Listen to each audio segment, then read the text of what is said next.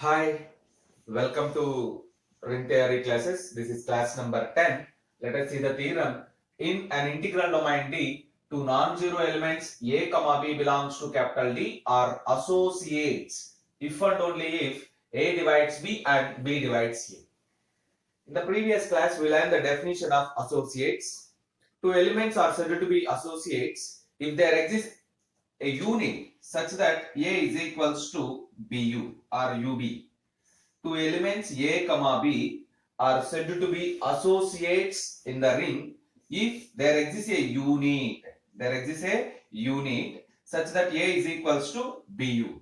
You can write BU as UB also. Nothing to worry. So, if and only if A divides B and B divides A. Let us prove this theorem now. Let capital D be an integral domain S and A comma B are non-zero elements. A not equals to 0, B not equals to 0. We have to prove that A comma B are associates implies and implied by A divides B and B divides A. Suppose A comma B are associates. By the definition of associates, there exists a unit U belongs to D such that A is equals to UB. By the definition of associates, there exists an element U belongs to D such that A is equals to UB. This equation shows us B divides U. You observe that. We know that 35 can be written as 7 into 5. It means 7 divides 35. 5 divides 35. They are known numbers. So here also A is equals to UB. Then B divides A. Right. Here U is a unit. U is a unit.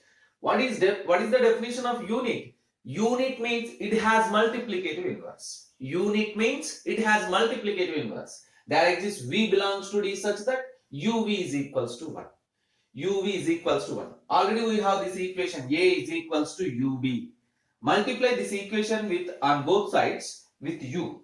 Multiply the equation A is equals to UB on both sides with V.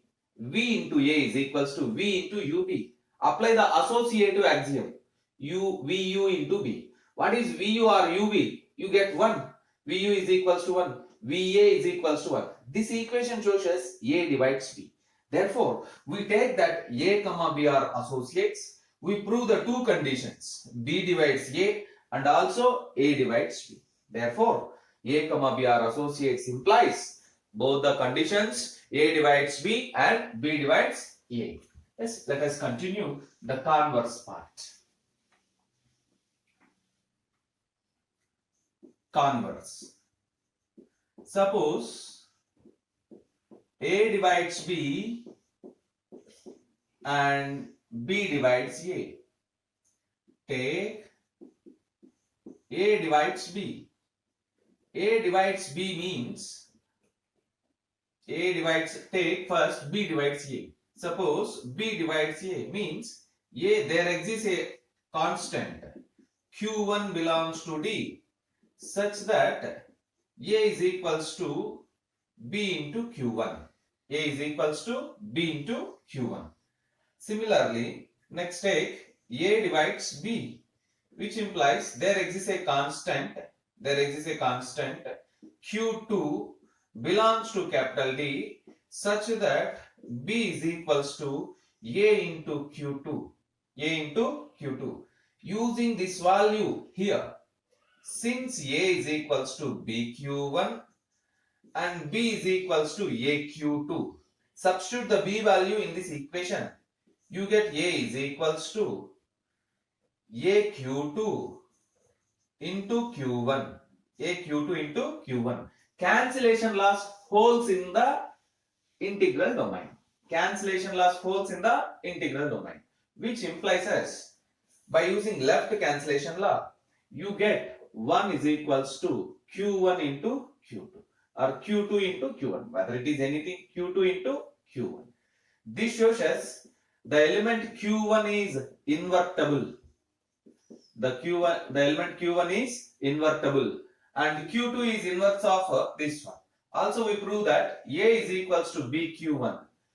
Q1 is invertible means Q1 is a unit. Q1 is a unit. An element is said to be unit if it is invertible. So A is equals to BQ1. This shows us A is equals to BQ1 since A is equals to BQ1 and this Q1 is a unit. By the definition of associates, A comma B are associates. A comma B are associates. You can use here also Q2 is a unit. Therefore, B is equals to AQ2. A comma B are associates. Hence, we conclude that A comma B are associates. A comma B are associates implies and implied by A divides B and B divides A. A divides B and B divides A. Observe that. Next problem. Find all the units of the ring Z12 with respect to addition modulo 12 and multiplication modulo 12. Given ring is Z12 with respect to addition modulo 12 and multiplication modulo 12. Here Z12 is equals to 0, 1, 2, 3, 4 and so on up to 11. Order of Z12 means the number of elements in Z12 is equals to 12. We know that the unity element is a unit. The unity element is a unit. So 1 is a unit. Let us write the definition of unit. An element A belongs to Z12 is a unit implies and implied by there exists B belongs to Z12 such that AB is equals to 1. An element small a is known as unit if and only if there exists another element B belongs to Z12 such that AB is equals to 1. Means A into B multiplication modulo 12 is equals to 1. A into B multiplication modulo 12 is equals to 1. Here unit means it has multiplicative inverse. Unit means it has multiplicative inverse. You observe that if A is even number,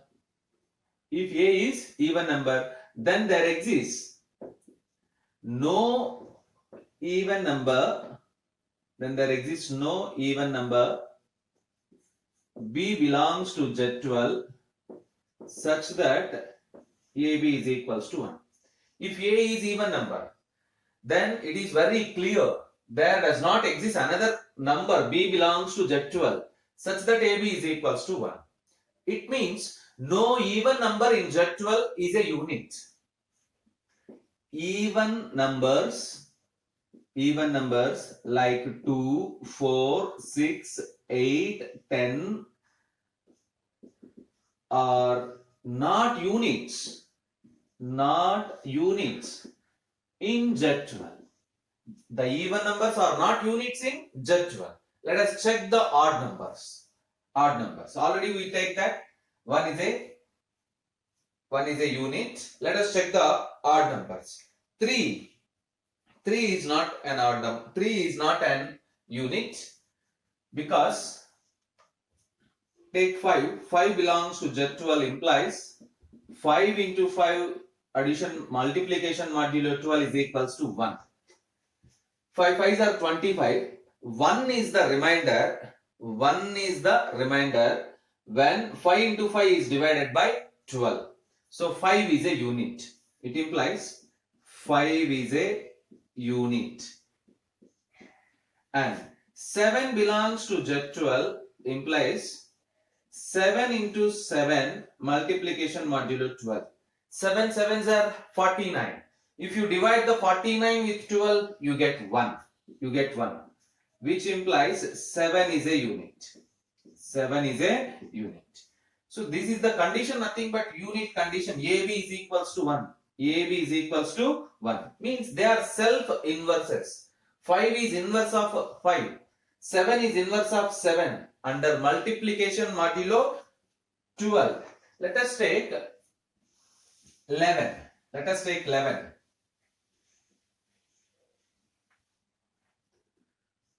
11 into 11. 11s are 121. Again you get 1. Which implies 1 is the remainder when 11 into 11 is divided by 12. Therefore, 11 is a unit in Z12. 11 is a unit in Z12. You observe that. And 3, 9 are not units. 3, 9 does not satisfy. 3, 9 does not satisfy these conditions. You verify that 3 square is 9, 9 3s are 27, 9 4s are, you can verify, 9 2s are 18, 9 3s are 27, 9 4s are 36, 9 5s are 45, 9 6 are 53, 54, 9 7s are 63, 9 8s are 72, 9 9s are 81, 9 10s are 90. If you apply multiplication modulo 12 everywhere, 18, the remainder is 6, 27, remainder is 3, 36, 12 3s are 36, 12, 9 4s are 36, 12 3s are 36. Yes, you get 0. You don't get 1. If you get 1, then it becomes a unit. If you get 0, you get 0 here because 36 is divisible by 12. 45, 36, you get remainder is 9. 54, your remainder is 6. 63 and so on. Everywhere you don't get the remainder 1. You don't get the remainder is 1. If you get the remainder is 1, then it becomes a unit. So 9 is not satisfy the required condition. Therefore, 3, 9 are not units. 3, 9 are not units. Therefore, units in the ring Z12 are units in the ring Z12 are 1, 5, 7, 11. Observe that.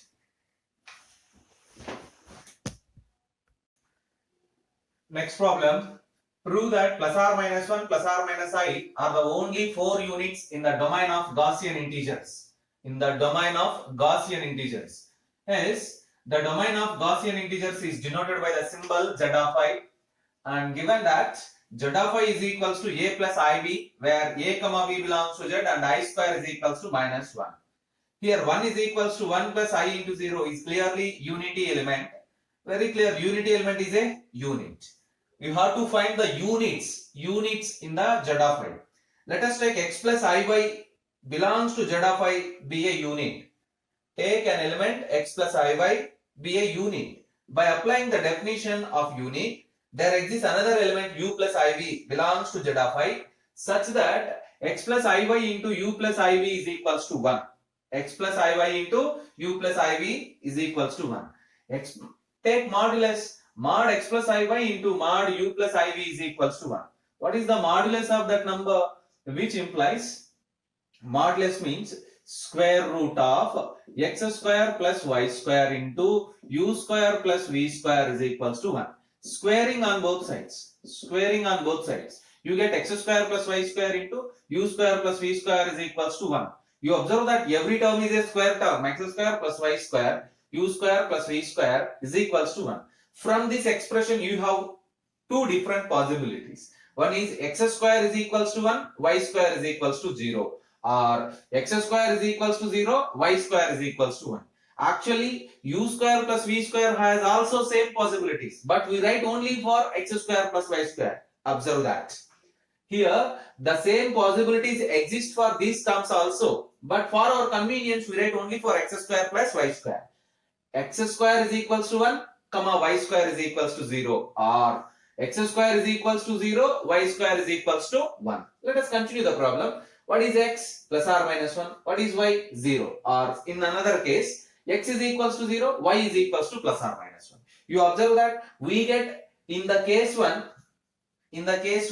we get x is equals to plus or minus 1, y is equals to 0. In case 1, x is equals to plus or minus 1, y is equals to 0. Then what is x plus y? For plus 1 plus 0. For minus 1 plus 0. Because y is equals to 0. You get two terms. One is 1, minus 1. Now case 2. What is case 2 here? X is equals to 0, y is equals to plus or minus 1. X is equals to 0, y is equals to plus or minus 1. X is 0 in both the cases. In positive case, plus I. In negative case, minus I. In this case, you get I comma minus I. Therefore, finally, x plus iy has four options: 1 comma minus 1, I comma minus I. There are, what is x plus iy? That is the unit. X plus iy be the unit. Therefore, there are only 4 units in z of I. Very, very important point. There are only 4 units in z of I, and they are nothing but 1 comma minus 1 comma I comma minus I. 1 comma minus 1 comma I comma minus I. You observe that these units are very useful whenever we find the associates of any element in the Gaussian integers. You observe that and practice these problems.